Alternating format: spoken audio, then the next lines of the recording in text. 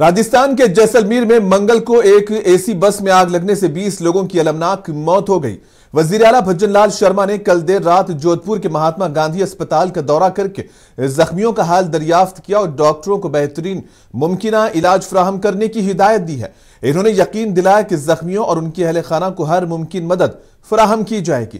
Chief minister भज्जन लाल ने खुद अपने सोशल मीडिया हैंडल पर अस्पताल से तस्वीर और पैगामात पोस्ट किए। वाज़ेह है कि वज़ीर आज़म मोदी और सदर द्रौपदी मुर्मू ने भी इस अलमनाक हादसे पर दुख का इजहार किया और जख्मियों की हर मुमकिन मदद की हिदायत की है। मरने वालों के लवाहिकीन को वज़ीर आज़म रिलीफ फंड से हर एक को 2 लाख रुपए की माली इमदाद का ऐलान किया गया है और मरने वालों की तादाद में इजाफे का खदशा भी जाहिर किया गया है। कुरान और हदीस की रोशनी में रूहानी इलाज जिन्नात के जरिए रूहानी इलाज जिन्नात, जादू, नजर बद, खबीस, घर की बंदिश, करतूत, सिफली सहर, काला जादू, खिलाया हुआ पिलाया हुआ जादू, कारोबार की बंदिश, निकाह की बंदिश वगैरह का इलाज कुरान और हदीस की रोशनी में जिन्नात के जरिए किया जाता है। हमारे घर पर हर इतवार मुफ्त तशखीस व इलाज भी किया जाता है।